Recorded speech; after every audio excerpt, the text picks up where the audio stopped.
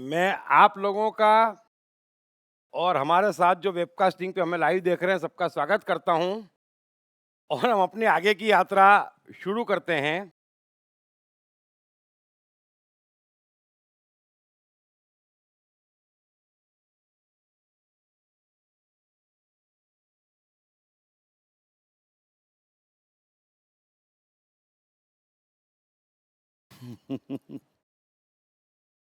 अर्जुन कह रहा है, कृष्ण ने तो अपनी तरफ से बात समाप्त कर दी कि भाई देख, स्थित प्रज्ञ पुरुष मोहित नहीं होता, वो किसी चीज से मोहित नहीं होता कि इतनों को मारूंगा तो क्या होगा, ये मरेंगे तो क्या होगा, मुझे स्वर्ग मिलेगा या नरक, ये पाप है कि पुण्य, ये मेरे भाई है, मैं डर गया हूं, है ना।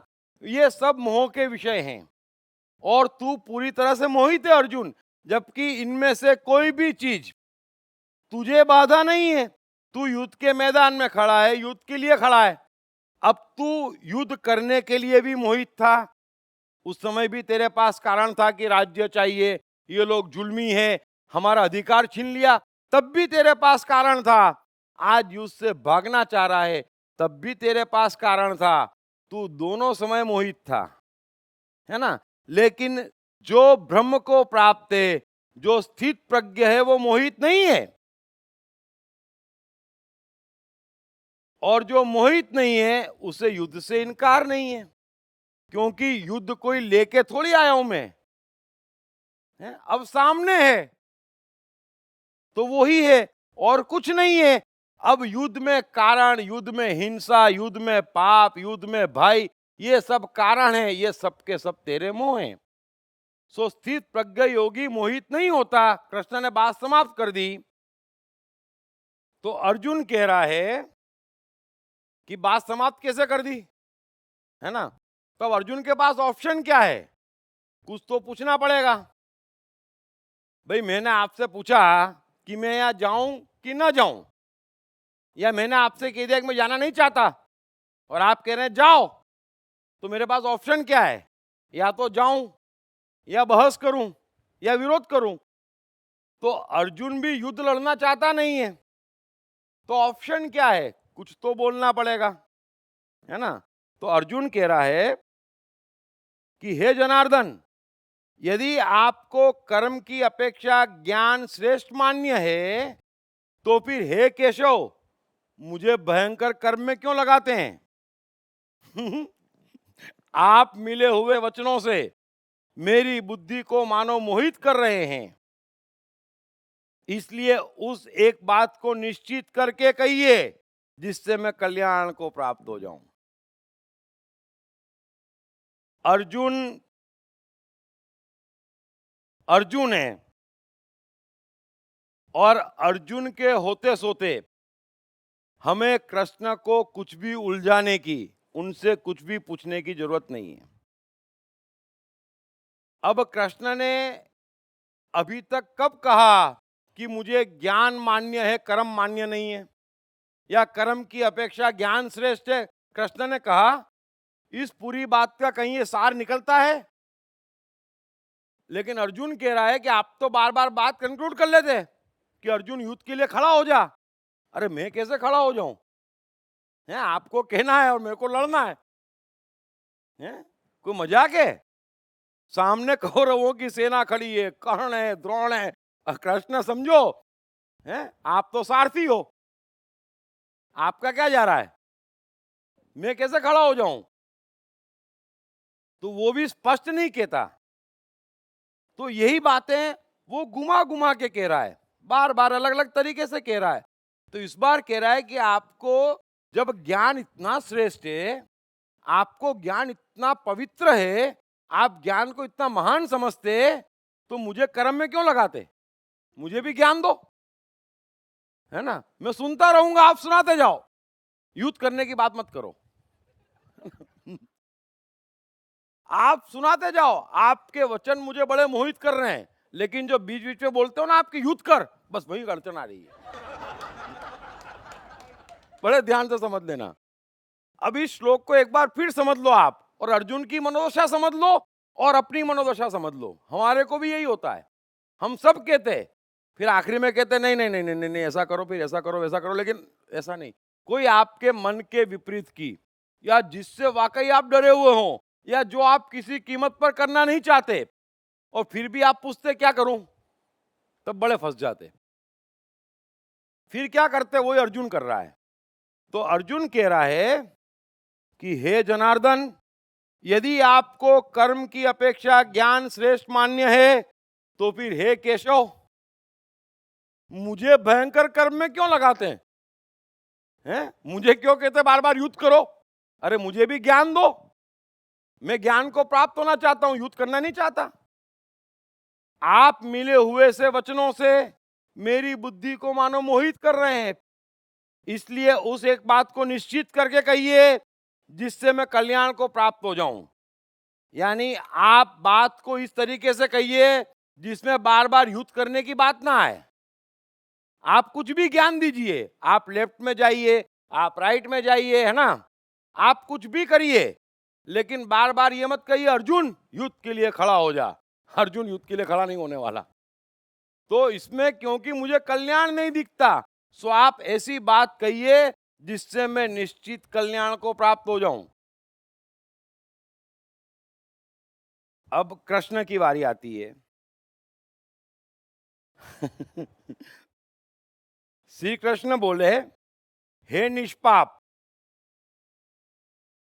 इस श्लोक में दो प्रकार की निष्ठा मेरे द्वारा पहले कही गई है। श्री कृष्ण बोले, हे निष्पाप, इस श्लोक में दो प्रकार की निष्ठा मेरे द्वारा पहले कही गई है। उनमें से सांख्य योगियों की निष्ठा तो ज्ञान योग में, और योगियों की निष्ठा कर्म योग से होती है। ब्यूटीफुल। अब कृष्ण एक नई ऊंचाई पे पहुंच गए। कृष्ण ने जब रथ खड़ा किया था तब वे अर्जुन के सारथी थे, और जब अर्जुन ने युद्ध से इनकार किया तब कृष्ण उसके मित्र थे। और अधिकांश बातें उन्होंने अब तक अर्जुन से एक मित्रता के तौर पर कही, एक मित्र के तौर पर कही। अब अर्जुन को जो समझना था वो उसने समझा, क्योंकि उसे कुछ समझना ही नहीं था। अर्जुन का मकसद बड़ा साफ है कि उसे युद्ध के मैदान से भगना है, और इसमें कहीं भी रत्ती भर जगह नहीं है। और गीता की ब्यूटी ये है कि अर्जुन लगातार गिरता जा रहा है, उठ नहीं रहा है। बातचीत कृष्ण से कर रहा है लेकिन गिरता जा रहा है। जिस मनोदशा में वो युद्ध के मैदान में आया था, और जिस मनोदशा में उसने बोला कि मेरा रथ दोनों सेनाओं के बीच में खड़ा करो, उस पोजीशन के बाद वो श्लोक दर श्लोक, वो समय दर समय, और कृष्ण की हर बात के साथ एक नई गिरावट पकड़ रहा है। आप थोड़ा सा समझ लेना, क्योंकि उसका भय बड़ा गहरा है। और जैसे जैसे गीता बढ़ेगी आपको पूरा मन समझ में आने लग जाएगा कि कितना गहरा है ये।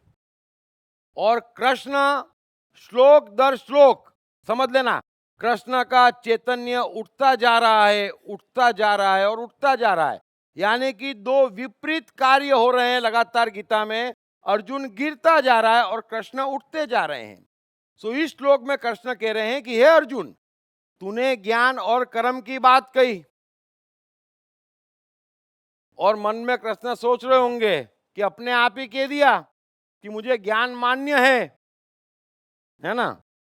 तो सुन अर्जुन, मेरे द्वारा मनुष्य युग में अब तक दो प्रकार की बातें कही गई है। उसमें ज्ञानियों की निष्ठा तो सांख्य योग से है, यानी कि ज्ञान योग से है, और योगियों की निष्ठा कर्म योग से है। हे अर्जुन, मेरे द्वारा में सब लोग शामिल हो गए जो आज तक सांख्य और कर्म पे बोले हैं। यानी कि कृष्ण जो मित्र के तौर पर शुरू हुए थे, और उन्होंने कुछ श्लोक पहले आत्मा की ऊंचाई पाई थी कि तू मेरे परायण हो जा, यानी आत्मा हो गए कृष्ण कि तू मेरे परायण हो जा, यानी तेरे भीतर की आत्मा के परायण हो जा। और अचानक इस श्लोक में उन्होंने सबको शामिल कर लिया कि मेरे द्वारा पहले कही गई है, यानी जितने ऋषि मुनियों ज्ञानियों भगवानों आप जो भी कहते, उन सब के द्वारा, यानी कि वो भी मैं ही हूं। अब एक और ऊंचाई पाली कि वो सब मैं हूं और मेरे द्वारा दो प्रकार की निष्ठा कही गई है, एक ज्ञान योग और एक कर्म योग। यानी कि सुख और समृद्धि पाने के लिए, परमात्मा पाने के लिए, आत्मा पाने के लिए, मनुष्य जीवन की अंतिम ऊंचाई छूने के लिए मेरे द्वारा और इस कृष्ण के मेरे में वो सारे ज्ञानी, वो सारे महान लोग शामिल हो जाते हैं जिनका हमें कोई अंदाजा नहीं है, चाहे वो अरबों वर्ष पहले हुए हों। हम कोई पहली और अंतिम मनुष्यता नहीं है। कितनी बार मिटी, कितनी बार बनी धरती, तो कृष्ण उस ऊंचाई को छू रहे हैं कि मेरे द्वारा इस श्लोक में दो निष्ठाएं कही गई और जिन्होंने भी कही वो सब मेरे ही स्वरूप थे।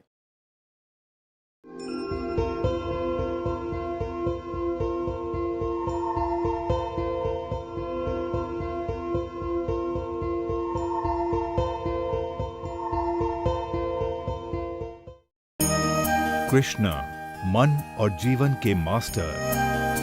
कृष्ण एक प्रेमी, एक कलाकार, एक गुरु, एक राजनेता, एक व्यवसायी। कृष्ण शून्य से सृजन करने का एक श्रेष्ठ उदाहरण।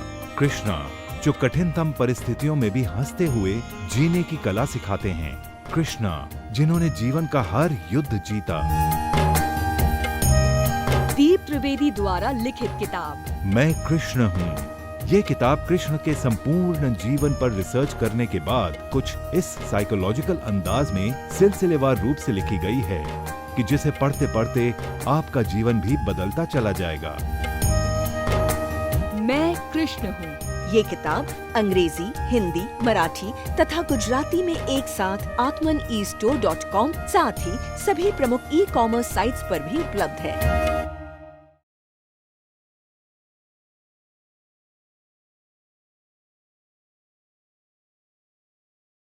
ओहो कमाल। वाकई थोड़ा सा कृष्ण की चेतना को, उनकी स्पष्टता को भीतर उतारिए। आगे कृष्ण कह रहे हैं कि मनुष्य न तो कर्मों का आरंभ किए बिना, मनुष्य न तो कर्मों का आरंभ किए बिना निष्कर्मता की, यानी योग निष्ठा को प्राप्त होता है और न कर्मों के केवल त्याग मात्र से सिद्धि यानी सांख्य निष्ठा को ही प्राप्त होता है। निसंदेह कोई भी मनुष्य किसी भी काल में क्षण मात्र भी बिना कर्म किए नहीं रहता, क्योंकि सारा मनुष्य समुदाय प्रकृति जनित गुणों द्वारा परवश हुआ कर्म करने के लिए बाध्य किया जाता है। कमाल। तो कृष्ण कह रहे हैं कि मनुष्य न तो कर्मों का आरंभ किए बिना निष्कर्मता की यानी योग निष्ठा को प्राप्त होता है। कृष्ण बात कर रहे हैं कर्म योग की। अर्जुन ने दो बातें कही, ज्ञान और कर्म। तो कृष्ण कह रहे हैं कि योगी यानी कि कर्म योगी यानी कर्मों की ऊंचाई छूने वाले कोई भी मनुष्य कर्मों का आरंभ किए बिना, कर्मों का आरंभ किए बिना निष्कर्मता को यानी कर्म न करने की स्थिति को नहीं पहुंच सकते। और कर्म योग की सबसे अंतिम ऊंचाई है कि मैंने अब कर्म करना बंद कर दिए। अब ये जब कृष्ण आएंगे उस पर तब बताऊंगा, लेकिन ये श्लोक समझने पुरता समझ लीजिए कि निष्कर्मता को कोई भी वो मनुष्य प्राप्त नहीं हो सकता। यानी कि मैंने अब कर्म करना बंद कर दिए, ये कर्मयोग की अंतिम ऊंचाई है। कृष्ण कह रहे हैं उसको कोई भी वो मनुष्य प्राप्त नहीं कर सकता जो कर्मों का आरंभ करना ना जानता हो। अब कर्मों का आरंभ कैसे हो सकता? अगर कर्म भीतर से आए, समझ लेना दूसरा कोई उपाय नहीं है कर्मों को आरंभ करने का। और जब तक भीतर से कर्म नहीं आते तब तक वो मनुष्य धार्मिक नहीं कहा जा सकता। अब भीतर से कर्म तो कालिदास को आते, कबीर को आते, कवियों को आते, संगीतकारों को आते, है ना, सबको आते। कृष्ण को भी गीता भीतर से आ रही है, कोई बाहर से नहीं आ रही है। सो कृष्ण कह रहे हैं कि कर्मों का आरंभ किए बिना, यानी कि स्वाधीन अंतःकरण वाला व्यक्ति जो स्पॉन्टेनियस है, जो कर्म भीतर से निकलते, तो फिर मैं कर्म नहीं कर रहा, कर्म भीतर से आ रहा है। लेकिन जिसको कर्म बाहर से प्रभावित होकर करना पड़ते, जिसको भी कर्म बाहर से प्रभावित होकर करना पड़ते, वो निष्कर्मता को प्राप्त नहीं हो सकता। और आप समझ लेना, कर्म फूटते नहीं है, सब बाहर के जगत से देख के आप ही के विचार, आप ही की मान्यता, आप ही की कामना, आप ही की लालसा, आप ही की सोच आपको दौड़ा रही है। और इस दौड़ भाग में भीतर से कुछ भी नहीं आ रहा है, और भीतर से नहीं आ रहा है, ये भटकन है। भीतर से आने वाला कोई भी कर्म मनुष्य करता है वो पाप नहीं है, और भीतर से आए बगैर किसी भी बाहरी कारण से मनुष्य कुछ भी कर्म करता है वो पुण्य नहीं है। तो कर्म योग की ये बड़ी सीधी और सादी परिभाषा है, और बड़े गहरे से भीतर उतार लेना। फिर अब कुछ भी पाने के लिए आप कुछ भी करते हैं तो बाहरी कारण मौजूद है, फिर उसमें एबीसीडी नहीं है। कर्म भीतर से फूटना चाहिए। थोड़ा सा कोशिश करेंगे आप तो बहुत जल्दी उस स्थिति में आएंगे जहां कुछ कुछ चीजें भीतर से आएगी। भीतर से आना धार्मिकता है, वो भगवान की भेजी है। और आप जो कुछ भी बाहरी प्रभाव से कर रहे हैं, ये आपके अहंकार के कारण आप कर रहे हैं, और उसी का आप भटक रहे हैं। तो कृष्ण कह रहे हैं कि मनुष्य न तो कर्मों का आरंभ किए बिना निष्कर्मता को, यानी कर्म न करने को प्राप्त नहीं हो सकता। और वैसे ही आगे कह रहे हैं, और केवल कर्मों का त्याग करने वाला सांख्य निष्ठा को प्राप्त नहीं हो सकता। जिसकी भी डिक्शनरी में कोई भी एक बात है कि मैं ये नहीं करूंगा, वो ज्ञानी नहीं है। कृष्ण दो बात कह रहे हैं, जो कर्मों का आरंभ नहीं करता और बाहरी प्रभाव के कारण कर्म करता है वो कर्मयोगी नहीं है। और जो जीवन में किसी भी बात से इनकार करता है, जो कर्मों का त्याग करता है, वो ज्ञानी नहीं है। अभी उसको मालूम ही नहीं है कि प्रकृति की खूबसूरत लीला क्या है, मनुष्य की खूबसूरत लीला क्या है। अभी उसको इस चीज का कोई ज्ञान ही नहीं है। और अर्जुन, तू भी युद्ध से इनकार कर रहा है क्योंकि तुझे प्रकृति की लीला का कुछ मालूम नहीं है। तू युद्ध से इनकार क्यों कर रहा है? क्योंकि तुमने बड़ी सेना देख ली है। बाहरी प्रभाव के कारण इनकार कर रहा है, इसलिए न तो तू कर्म योग में फिट होता न ज्ञान योग में फिट होता। तो ज्ञान की बात करूंगा तो भी तुझे युद्ध करना है, और कर्म की बात करूंगा तो भी तुझे युद्ध करना है। बताओ। और मैं आपसे कह रहा हूं, ये बड़ी गहरी बात कह रहे हैं कृष्ण। और कृष्ण की जगह अष्टावक्र और लाओजू होते तो वो भी अर्जुन से यही कहते कि मार सबको। लेकिन तीसरा कौन कहता है इस बात को? ये समझने की बात है, ये उनका साइकोलॉजिकल अज्ञान है। अर्जुन का युद्ध के मैदान से भागना हिंसा है, और युद्ध में मरना मारना अहिंसा की ऊंचाई है। कृष्ण ऐसे ही नहीं अड़े हैं वहां पर। सो कृष्ण कह रहे हैं कि कर्मयोगी बाहरी प्रभाव से कर्म नहीं करता। तो तू युद्ध से जो भागने की बात कर रहा है, तू जो युद्ध से भागने की बात कर रहा है वो भय के कारण कर रहा है। कर्मयोगी ऐसा नहीं करता। और सांख्य योगी किसी बात से इनकार नहीं करता। युद्ध है तो है, बस अब क्या बचा, लड़ना है।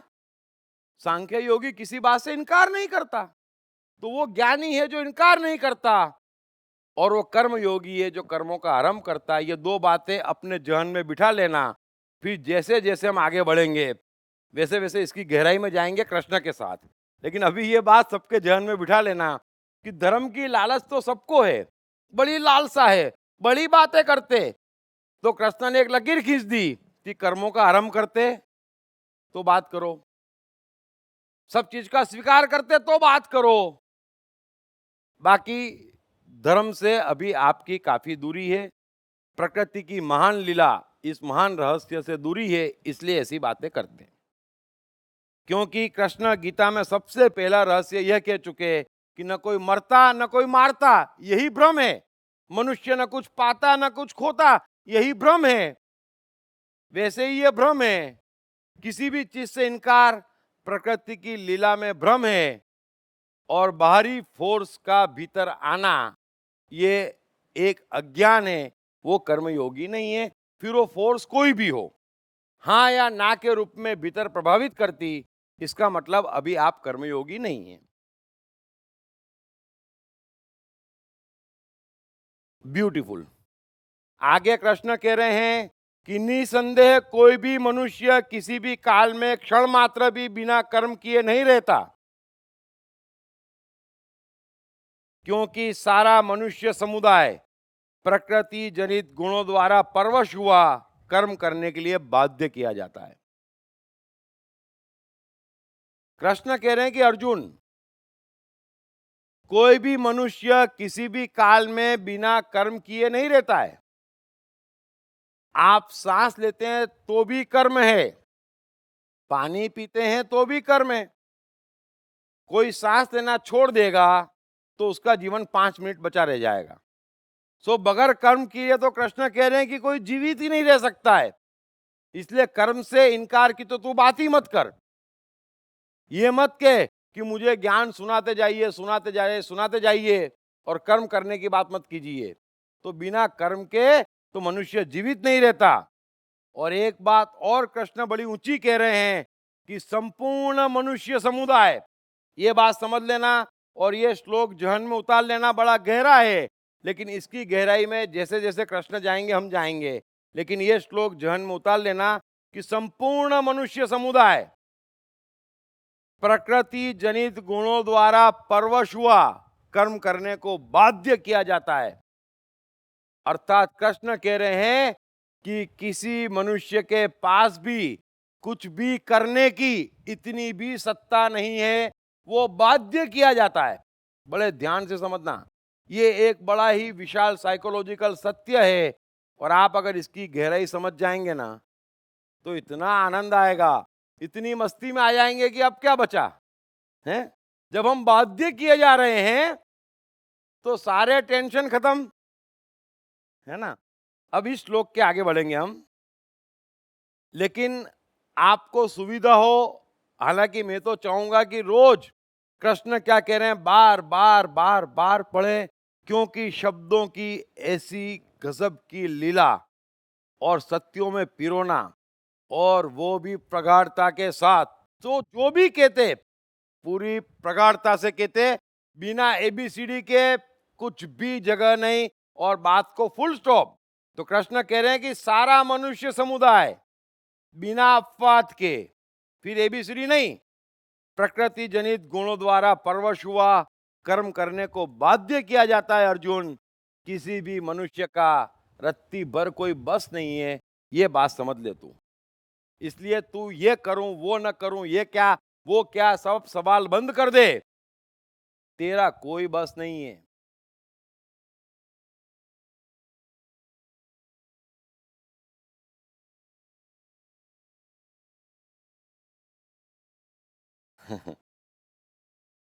अब कृष्ण आगे कह रहे हैं, जो मूढ़ बुद्धि मनुष्य समस्त इंद्रियों को हठ पूर्वक ऊपर से रोककर मन से उन इंद्रियों के विषयों का चिंतन करता रहता है, वह मिथ्याचारी अर्थात दंभी कहा जाता है। ब्यूटीफुल। किंतु हे अर्जुन, जो पुरुष मन से इंद्रियों को वश में करके अनासक्त हुआ समस्त इंद्रियों द्वारा कर्म योग का आचरण करता है, वही श्रेष्ठ है। क्या बात है।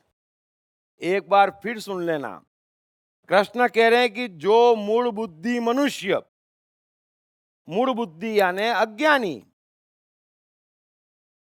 जिसको कुछ भी समझ नहीं आता वो, क्योंकि कृष्ण भाषा भी बड़ी स्ट्रांग बोलते और शब्द भी बड़े स्ट्रांग यूज करते। वो परवाह नहीं करते कि ये शब्द सुशोभित नहीं है, ये भाषा साहित्यकारी नहीं है। अरे तुम्हारी हरकत कौन सी साहित्यों वाली है, जो बड़ी साहित्यिक भाषा की आप कल्पना कर रहे हैं। तो कृष्ण कह रहे हैं कि मूढ़ बुद्धि, है ना, अयुक्त। कृष्ण गीता में जो शब्द वापरते, इनकार नहीं है कृष्ण को, शब्दों से भी इनकार नहीं है। गीता में ऐसा कौन सा शब्द है जो कृष्ण ने नहीं वापरा?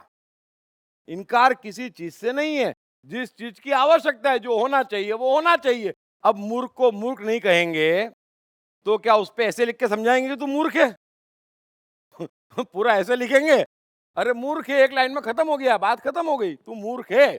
तो कृष्ण कह रहे हैं कि जो मूढ़ बुद्धि मनुष्य समस्त इंद्रियों को ऊपर से रोककर, बड़े ध्यान से समझना, समस्त इंद्रियों को ऊपर से रोककर मन से इंद्रियों के विषयों का चिंतन करता रहता है, वो मिथ्याचारी अर्थात दंभी कहा जाता है।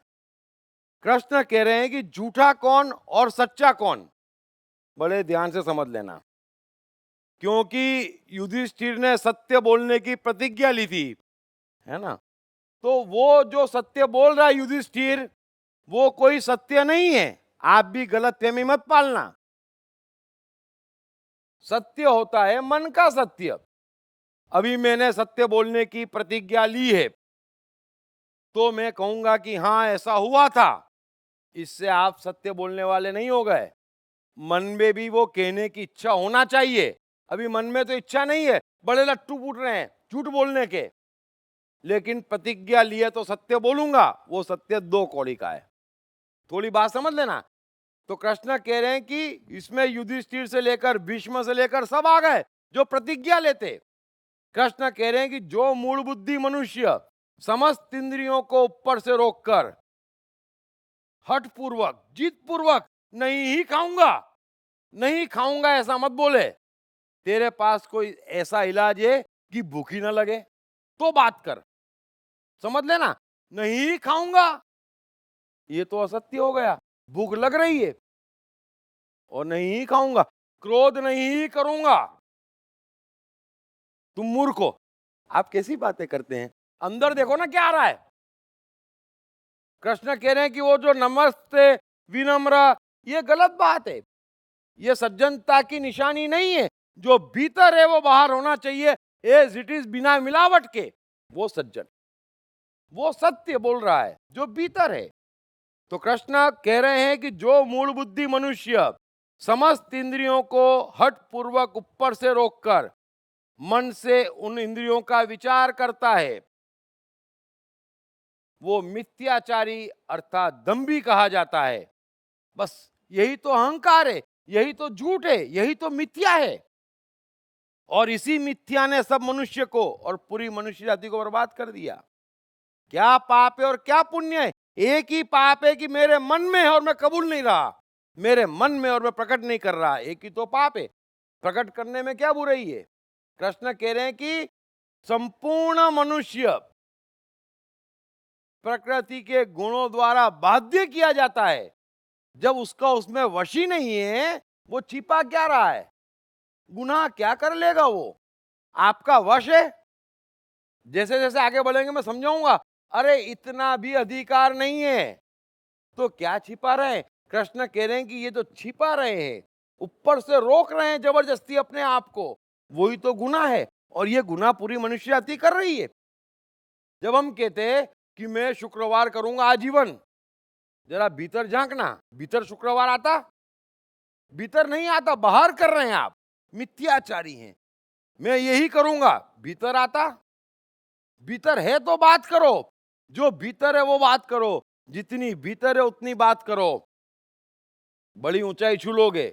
लेकिन भीतर नहीं है, भीतर कुछ और है और रोक रहे हैं, जबरदस्ती रोक रहे हैं। तो कृष्ण कह रहे हैं कि वो दंभी और मिथ्याचारी है। और आगे कह रहे हैं कि जो पुरुष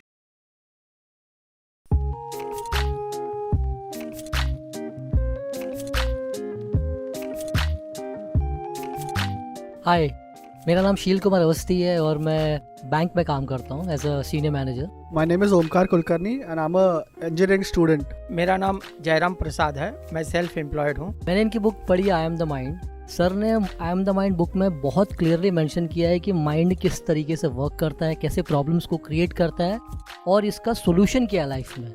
It's a really great book that I've come across in so many years. I've read many books, but this one stands apart. इस पुस्तक की सरल भाषा, साधारण ढंग से मन का क्लासिफिकेशन ने मुझे बहुत प्रभावित किया है। I have read the book. It clearly identifies, explains the difference between your brain and the mind. All the 7 states of the mind are clearly defined in that book, and that's the best thing about the book. So it's a very nice book written in a very clear language. मेरा तो मानना है, मैं मन हूँ पुस्तक, हर व्यक्ति को पढ़ना चाहिए। ये जिंदगी को आसान बनाने का सरलतम तरीका है। अगर ये आई एम द माइंड एक बार समझ में आ गई, it is going to make the magic in the life.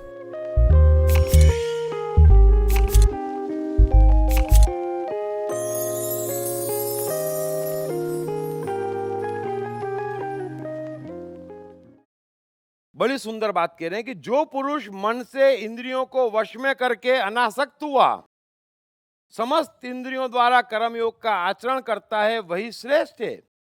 यह सफलता का सूत्र है। कृष्ण का पूरा जीवन सत्य पे टिका है। कृष्ण का पूरा जीवन ईमानदारी पे टिका है। जो है सो है, और जो है वो उसकी मर्जी से है, हमारी मर्जी से नहीं है। 2 बातें समझ लेना, और इसी के आसपास आगे गीता चलेगी। जो है सो है और वो उसकी मर्जी से है। अब हमारी मर्जी उसमें कितनी है? हमारी मर्जी है जीत करने की, कि ये नहीं ये, वो नहीं ये, ऐसा नहीं, और भीतर ये बाहर ये। यही सब हमारी दुनिया है। यही दुनिया पाप है। बाकी जो है सो है, और जो है वो उसकी मर्जी से है। ये ज्ञान हो जाए तो सारे मोह नष्ट हो जाए, और सारा आपका ज्ञान, सारा आपका धर्म, सारा आपका समाज, सारी आपकी ऊंची बातें कृष्ण की इसी बात के खिलाफ खड़ी है। तो वो आपको मिथ्याचारी भी बना रही और दंभी भी बना रही। और फिर हम सिखाते, अपने को वश में करो, मतलब जबरदस्ती। क्रोध आया और हंसो। एक तो भीतर क्रोध आ रहा है, निकालो नहीं। चलो ये जुल्म भी सह लो, फिर हंसो। अरे ऐसे कैसे हंस दो? और फिर हंस दो, आप देखना क्या होता है थोड़ी देर बाद।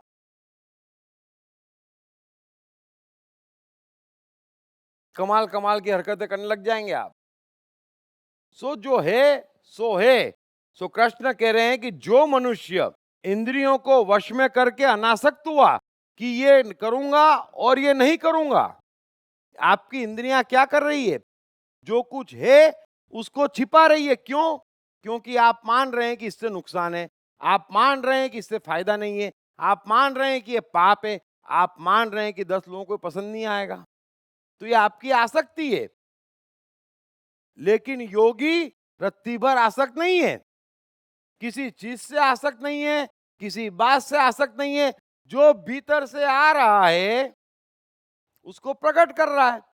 हम कर क्या रहे हैं? इंद्रियों का उपयोग सिर्फ छिपाने में कर रहे हैं। 24 घंटे कोशिश करना मन के सत्य के साथ। कोई पूरे दिन में बमुश्किल 10 मिनट नहीं रहता है। मन के सत्य के साथ जो जितना रहेगा उतना ऊंचाई पाएगा, उतना आगे बढ़ेगा, उतना प्रसन्न रहेगा, उतनी चमक रहेगी। मन के सत्य के साथ। तो मन के सत्य के साथ आप कब रह सकते? जब किसी भी बात से आप आसक्त नहीं है। कृष्ण कह रहे हैं कि अनासक्त हुआ, इंद्रियों को वश में कर ले। इंद्रियां बार बार आसक्त करती, और यहाँ ये लिखा है, इसने ये कहा है, वो ये कहेगा। ये सब इंद्रियों की आसक्तियां हैं। इंद्रियों को वश में कर कि नहीं, जो आता है आने दे, तू बीच में आए ही मत। बुद्धि अहंकार किसी को बोल दो, बीच में आओ मत। जो मेरा परमात्मा से आ रहा है उसको बाहर जाने दे। सबसे बड़ी कला है। और कितने आश्चर्य की बात है, सारे धर्म और समाजों ने मिलकर सिर्फ जो भीतर से आ रहा है बेचारे मनुष्य को, जो वो पैदा नहीं कर रहा है, जिस पे उसका बस नहीं है, कृष्ण कह रहे हैं कि वो बाध्य है जो भीतर से आ रहा है उसके लिए, वो भी कोई मनुष्य नहीं कर पाता। क्या हालत कर दी है सबने मिलके। अज्ञान इतना हावी है कि जो नेचुरल होना चाहिए, जो नॉर्मल होना चाहिए, ये छोटे बच्चों को देखना, कभी क्या वो भीतर से कुछ आया छिपाते, छिपाने की जरूरत महसूस करते, आप समझाते तो वो इज्जत मान सम्मान पाप पुण्य के चक्कर में फंसते। तो आप कहाँ फंस गए? क्या पाया आपने? आपने यही कमाया कि हमको कैसे मारे इसका ज्ञान दो, और यही ज्ञान सबने पाया। सो कृष्ण कह रहे हैं कि अनासक्त हुआ समस्त इंद्रियों द्वारा कर्म योग का आचरण करता है, वही श्रेष्ठ है। समस्त इंद्रियों द्वारा, समझ लेना, हम भी सुनते हैं तन मन धन से लग जाओ, है ना? तो पूर्णता से। सबसे बड़ी गलतफहमी है बुद्धि मारो, अहंकार मारो, इंद्रियां मारो, शरीर मारो, तो बचेगा क्या? बचेगा क्या? बोलेंगे आत्मा। अब मेरे में बुद्धि नहीं है, मेरे पास शरीर नहीं है, मेरे पास मन नहीं है, मेरी इंद्रियां नहीं है, तो आत्मा करेगी क्या और आत्मा का मैं करूंगा क्या? जरा सोचना इस बात को। जो लोग बातें कर रहे हैं वो समझते नहीं है कि फिर मैं आत्मा का करूंगा क्या, वो तो है ही। उसका मतलब तब है जब इन लोगों के साथ कनेक्टेड हो। बड़े ध्यान से समझना, आत्मा का महत्व क्या है, वो तो है ही। उसका महत्व क्या है? हम इंसानों का महत्व क्या है कि उस आत्मा के साथ हमारे मन बुद्धि अहंकार इंद्रियां शरीर जुड़े हुए हैं, ये आत्मा का महत्व है। सो कृष्ण लाओस से अष्टावक्र हमें अपना महत्व बता रहे और बाकी लोग हमारा महत्व घटा रहे। मन मारो, इंद्रियां मारो, अहंकार मारो, बुद्धि मारो, तो फिर बचेगा क्या महाराज? बोले आत्मा, उसका क्या होगा? वो लीन हो जाएगी। अरे वो तो यूं भी आज नहीं कल लीन हो जाएगी। लेकिन हम मर जाए ये जरूरी है उसके लिए? सो कृष्ण कह रहे हैं कि तन मन धन से, इस श्लोक को फिर सुन लेना इस बात को, कि अनासक्त हुआ समस्त इंद्रियों द्वारा, यानी कि मन बुद्धि अहंकार सबको मिला के जो दिल लगा के कर्म करता पूर्णता से, वो श्रेष्ठ है। वो श्रेष्ठ है। और कृष्ण सब कुछ लगा के कर्म करते, इसलिए महाभारत जितवा पाए। समझ लेना, उनकी बुद्धि थी जो चलती थी, उनका अहंकार था जो चलता था युद्ध में। ऐसे ही अर्जुन नहीं जीता। सिर्फ आत्मा होती तो क्या होता? अर्जुन को युद्ध जितवा पाते? जरा समझना, ये कृष्ण की बुद्धि है कि अगर भीष्म ने प्रतिज्ञा ली कि मैं अपने दुर्योधन की बीवी को सदा सुहागिन रहो, महाराज आपको अथॉरिटी है? कोई पूछने वाला भी नहीं है। लेकिन आशीर्वाद दूंगा, तो बोले कम से कम जिसको आशीर्वाद देंगे उसके पति को मारेंगे तो नहीं, है ना? तो बोले द्रौपदी चली जा, तू आशीर्वाद लिया पहले। तो ये बुद्धि है। कोई बुद्धि को मार के युद्ध के मैदान में नहीं खड़े हैं कृष्ण, समझ लेना। बुद्धि के साथ खड़े हैं, अहंकार के साथ खड़े हैं, शरीर के साथ खड़े हैं जो रथ चला रहे, सब चीज के साथ खड़े हैं। वेल इक्विप्ड सेना है हमारी, और वेल इक्विप्ड सेना में रहना, उसके साथ जीना कृष्ण सिखाते। जो तन मन धन से लगते वो लाइट का आविष्कार करते, जो तन मन धन से लगते वो कविताएं कहते, जो तन मन धन से लगते वो दोहे कहते, और जो तन मन धन से लगते वो युद्ध जिताते। लेकिन जो ये ज्ञान देते कि मन बुद्धि अहंकार को मारो, आत्मा सब कुछ है, फिर वो कुछ नहीं कर पाते। खुद महल से जंगल जाते और सबको सिखाते जंगल जंगल जंगल जंगल जंगल खेलना कृष्ण नहीं सिखाते, कृष्ण महल महल खेलना सिखाते हैं। तो दो बातों में फर्क समझ लेना बड़ी स्पष्टता के साथ। और यहाँ हर मनुष्य आज के युग में महल महल खेलने को आया है ना? जंगल जंगल खेलने को नहीं आया है, कुछ कर्म छोड़ने को नहीं आया है। मरने के बाद यूं भी नहीं कुछ कर पाने वाला है। मरने के बाद मनुष्य 56 भोग नहीं खा पाने वाला है। जो जीते जी हम त्याग दें। थोड़ी बात समझना, हम पूर्ण हैं तो कृष्ण कह रहे हैं कि संपूर्ण इंद्रियों द्वारा कर्मयोग का जो पालन करता है, अगर मैं युद्ध के मैदान में हूं तो युद्ध के मैदान में हूं, मेरी बुद्धि मेरा शरीर मेरा मन मेरा अहंकार सब कुछ युद्ध के मैदान में है मेरी आत्मा के साथ। और कृष्ण की आत्मा क्या है? न कृष्ण को राज्य मिलना है, कृष्ण को कुछ मिलना नहीं है, कृष्ण को कुछ पाना नहीं है, कृष्ण को कुछ खोना नहीं है। तो आत्मा मेरी साथ है, लेकिन कर्म पूर्णता से है। ऐसा नहीं है कि आत्मा मेरे साथ है, जब मुझे कुछ पाना ही नहीं तो मैं कुछ करूं ही क्यों। आगे कृष्ण कह रहे हैं कि हे अर्जुन, तू शास्त्र विहित कर्तव्य कर्म कर, क्योंकि कर्म न करने की अपेक्षा कर्म करना श्रेष्ठ है, तथा कर्म न करने से तेरा शरीर निर्वाह भी सिद्ध नहीं होगा। ब्यूटीफुल। अब कृष्ण कह रहे हैं अर्जुन से कि तू शास्त्र विहित कर्तव्य कर्म कर। शास्त्र विहित यानी शास्त्रों में लिखा हुआ नहीं। शास्त्रों की तो कृष्ण पहले ही धज्जियां उड़ा चुके हैं, और शास्त्रों में तो सब में अलग अलग अलग अलग लिखा हुआ है। तो कौन से शास्त्र का कर्म करेंगे?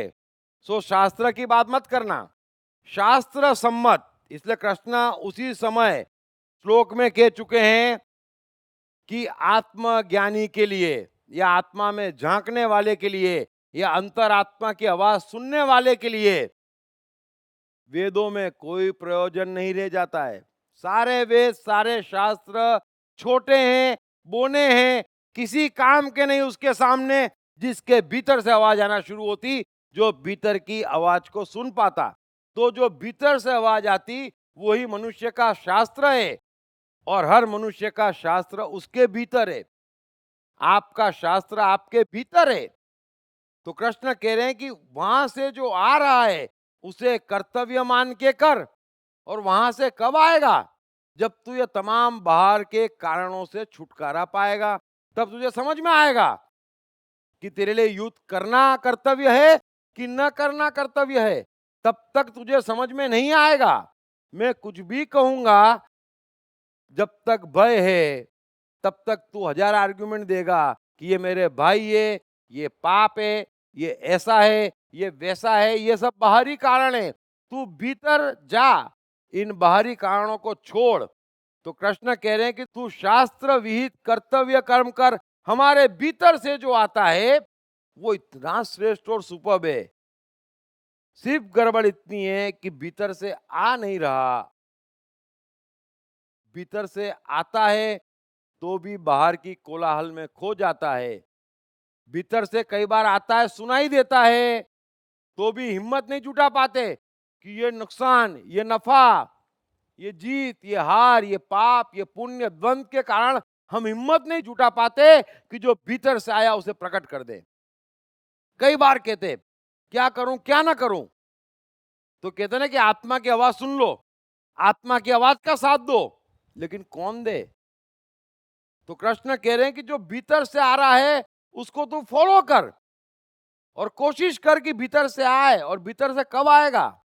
जब किसी भी बाहरी ज्ञान का तेरे भीतर प्रभाव नहीं पड़ेगा, तब भीतर से आएगा। और मेरी बात पे विश्वास कर अर्जुन, कि जो भीतर से आएगा वो युद्ध करना आएगा। मैं भी आपसे कह रहा हूं, अर्जुन की जगह कोई भी खड़ा होता तो भी भीतर से युद्ध ही आता। आप भी समझ लेना, अगर आप उस पोजीशन में खड़े हैं और भीतर से मरना मारना नहीं आ रहा है, तो आप अभी भीतर की आवाज नहीं सुन पा रहे हैं। और कृष्ण की जगह कोई भी खड़ा हो और अर्जुन को युद्ध के लिए राजी करे बगैर चुप हो जाए, तो वो भी अभी वो नहीं कर पा रहा है जो भीतर से आना चाहिए। ये गीता की ब्यूटी है। जरा गौर करना, आप जो भी शास्त्र पढ़ते, जिसमें भी मानते, क्या वो कृष्ण की तरह अर्जुन को युद्ध करने के लिए कहते? बस इस पे पूरा दारो मदार है, धर्म धर्म का, सत्य सत्य का और व्यक्ति का।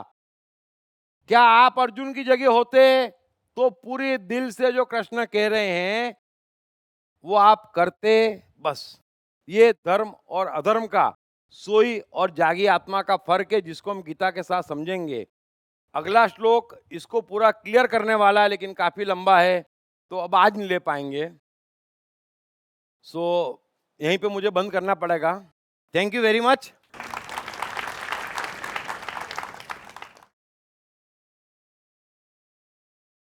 पढ़िए बेस्टसेलर मैं मन हूं के लेखक दीप त्रिवेदी द्वारा सीक्रेट सीरीज के अंतर्गत लिखित किताबें भाग्य के रहस्य, आत्मा के रहस्य, सफलता के रहस्य, साइकोलॉजी के रहस्य, जीवन के रहस्य, प्रेम के रहस्य, प्रकृति के रहस्य, ऑटोमेशन के रहस्य, रिश्तों के रहस्य, अहंकार के रहस्य, समय के रहस्य, मन के रहस्य। ये किताब अंग्रेजी, हिंदी, मराठी तथा गुजराती में एक साथ atmanestore.com पर भी उपलब्ध है। कृष्ण का बचपन कैसा गुजरा? कृष्ण राधा का प्यार क्या था? कृष्ण ने कितने विवाह किए? कृष्ण की चाइल्ड साइकोलॉजी क्या थी? कृष्ण ने ग्वाले से द्वारकाधीश तक का सफर कैसे तय किया? ये यादव स्थली क्या है? इन तमाम सवालों के जवाब जानिए। दीप त्रिवेदी द्वारा लिखित किताब मैं कृष्ण हूँ। ये किताब कृष्ण के संपूर्ण जीवन पर रिसर्च करने के बाद दीप त्रिवेदी द्वारा कुछ इस साइकोलॉजिकल अंदाज में सिलसिलेवार रूप से लिखी गई है कि जिसे पढ़ते पढ़ते आपका जीवन भी बदलता चला जाएगा। मैं कृष्ण हूँ। ये किताब अंग्रेजी, हिंदी, मराठी तथा गुजराती में एक साथ atmanestore.com साथ ही सभी प्रमुख ई-कॉमर्स साइट्स पर भी उपलब्ध है। दीप त्रिवेदी की मनुष्य के जीवन और उसकी साइकोलॉजी पर एक गहरी पकड़ है। मनुष्य जीवन के विभिन्न पहलुओं पर सर्वाधिक चर्चा करने का रिकॉर्ड भी उन्हीं के नाम पर है। मनुष्य जीवन का ऐसा कोई पहलू नहीं जिस पर उन्होंने खुलकर चर्चा ना की हो, जैसे कि path of life, personality, complex, guilt, love, expectation, partiality, acceptance, fear, hypocrisy, creativity, wealth, who is God, concentration, confusion, power of transformation, joy and success, mind and brain, day sleep, natural intelligence, change your future, ego, non-violence, freedom तथा दीप talks ताओ ते चिंग के अंतर्गत दीप त्रिवेदी द्वारा मशहूर Chinese philosopher लाओ त्से के महान सूत्रों पर चर्चा, परिचय, समय, मन, सफलता, संकट, धर्म, राजनीति और दीप टॉक्स भगवत गीता के अंतर्गत जीवन की किसी भी समस्या से निपटने के लिए दीप त्रिवेदी द्वारा भगवत गीता के संपूर्ण 18 अध्याय पर चर्चा। आप ये तमाम डीवीडीज और सीडी सुनकर अपना और अपने परिवार का जीवन बदल सकते हैं। ये तमाम डीवीडीज और सीडीज आत्मन ई स्टोर तथा अन्य सभी ई-कॉमर्स साइट्स पर उपलब्ध हैं। हर बच्चे में सफल और महान बनने की संभावना छिपी होती है। सवाल बच्चे द्वारा अपनी प्रतिभा को निखारने का तथा सही परवरिश पाने का ही होता है। दीप त्रिवेदी द्वारा लिखित रोचक ग्राफिक बुक्स पढ़िए। The story of Thomas Edison, अनपढ़ एडिसन के महान वैज्ञानिक बनने की दास्तान। नॉटिनेस टू ग्रेटनेस, स्टीव से स्टीव जॉब्स बनने की कहानी। हॉटी टू डॉन्टी, चाइल्ड साइकोलॉजी समझने हेतु शेर के बच्चे की कहानी। न सिर्फ बच्चों बल्कि हर माता पिता व टीचर के लिए भी आवश्यक ग्राफिक बुक्स हिंदी तथा अंग्रेजी में आत्मन ई स्टोर तथा अन्य सभी ई-कॉमर्स साइट्स पर उपलब्ध।